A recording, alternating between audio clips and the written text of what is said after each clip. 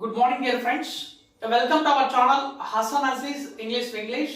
మనము ప్రీవియస్ వీడియోలో మనము ఒక నెగటివ్ సెంటెన్స్ ఎలా ఉపయోగించాలి అనేది మనం చూసాము. మనం ఇప్పుడు కెన్ అనేటువంటి యొక్క హెల్పింగ్ వర్బ్ ని ఇంటరాగేటివ్ సెంటెన్స్ లో ఏ విధంగా ఉపయోగించాలి. అయితే ఇంటరాగేటివ్ సెంటెన్స్ లో చెప్పగానే మనకు గుర్తుకు రావాల్సింది ఏంటంటే ఆస్కింగ్ క్వశ్చన్స్, అంటే ఒక వ్యక్తిని ఏ విధంగా ప్రశ్నించాలి అనేటువంటి పాయింట్ ఆఫ్ వ్యూలో మనము ఈ యొక్క ఇంటరాగేటివ్ సెంటెన్స్ ని ఉపయోగిస్తాం. అయితే ఇంటరాగేటివ్ సెంటెన్స్ ని మనం ఎప్పుడైనా సరే ఫ్రేమ్ చేయాలనుకున్నప్పుడు అతి ముఖ్యమైనటువంటి బేసిక్ ఎలిమెంట్ ఏంటంటే ఈ యొక్క హెల్పింగ్ వర్బ్ ని సబ్జెక్ట్ కి ముందర I mean can I, can we, can you, can they, can he, can she, can it. Okay, ఇక్కడ మనకు can I, can we, can you, can they, can he, can she, can it. అంటే ఈ basic లో నీకు ఎప్పుడైతే question frame చేయాలనుకున్నప్పుడు ఈ format లో ఎప్పుడైతే నువ్వు క్వశ్చన్ ఫ్రేమ్ చేయగలవో అప్పుడే మనము దానిని ఒక ఇంటరాగేటివ్ సెంటెన్స్ గా చెప్పుకోవచ్చు. తర్వాత మీ సందర్భాన్ని బట్టి, ఆ యొక్క యూసేజ్ ను బట్టి, కాంటెక్స్ట్ బట్టి ఆ యొక్క వర్బ్ ని మనం సెలెక్ట్ చేసుకొని సెంటెన్సెస్ ని మనము చాలా సెంటెన్సెస్ ని ఫ్రేమ్ చేసుకోవచ్చు. అందులో భాగంగా let us see a few of examples.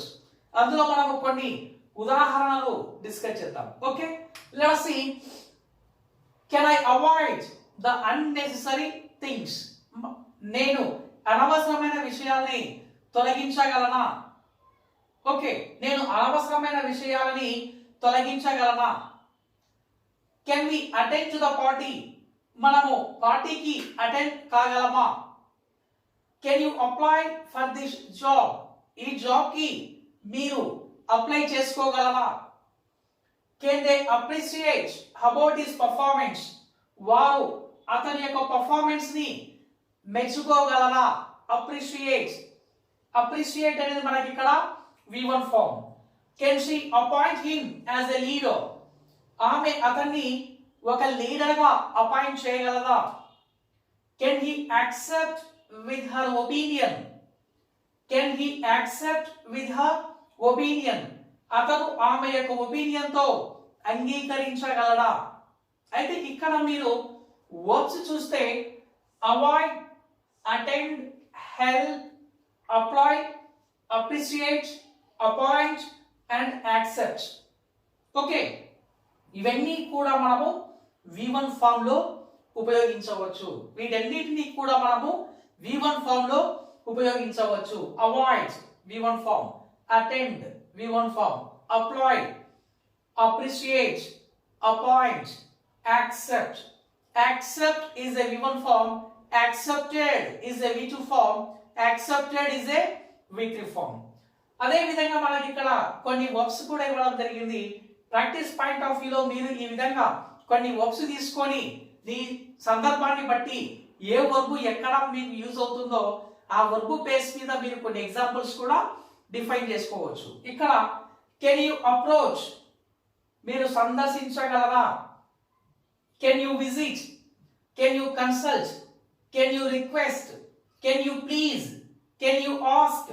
Can you help? Can you imagine? Can you confirm? Can you go? Can you write? Can you listen? Can you build? Can you construct? Can you restrict? Can you appoint? You see, like this you frame enough examples. ఈ విధంగా మీరు already మీకు previous videos లో around 600 vocabulary వరకు ఇవ్వడం జరిగింది. ఆ వొకాబులరీని మీరు తీసుకొని క్లారిటీగా ఈ పాయింట్ ఆఫ్ వ్యూలో మీరు ప్రతిరోజు ఉదయం మరియు సాయంత్రం ఒక హాఫ్ అన్ అవర్ ప్రాక్టీస్ చేయగలిగితే దీనిలో గ్రాడ్యువల్ ఇంప్రూవ్మెంట్ అనేది బెటర్ నుంచి బెస్ట్ పొజిషన్ కి ఈజీగా డెవలప్ అవుతుంది. అంటే ఆస్కింగ్ క్వశ్చన్స్ ఏ విధంగా ఉండాలి అనేది మనము ఇక్కడ ఒక ఫార్మాట్ అనేది మనం ఫాలో అయ్యాము. అదే విధంగా మనకి ఇక్కడ end part of the sentence లో క్వశ్చన్ మార్కర్ ఈజ్ కంపల్సరీ. అక్కడ మనకు క్వశ్చన్ మార్కర్ కూడా తప్పనిసరిగా అప్లై చేయాలి. ఎందుకంటే మన జనరల్ గా మాట్లాడేటప్పుడు క్వశ్చన్ మార్కర్ గురించి ఏమీ ఉండదు. అక్కడ టైం పొజిషన్ మీదనే whether that will be question or not అనేది మనం ఐడెంటిఫై చేయవచ్చు. అదే పాయింట్ ఆఫ్ వ్యూలో మీరు క్వశ్చన్ ఒకవేళ రిటర్న్ లో రాయాలనుకున్నప్పుడు end part of the sentence లో తప్పనిసరిగా క్వశ్చన్ మార్కర్ అనేది అప్లై చేయాలి. ఓకే, ఇది ఒక వ్యక్తి సామర్థ్యాన్ని తెలుసుకొనుట అనేటువంటి విషయంలో మనం కెన్ ని మనము ఒక ఇంటరాగేటివ్ సెంటెన్స్ లో ఉపయోగిస్తున్నాము. Okay dear friends.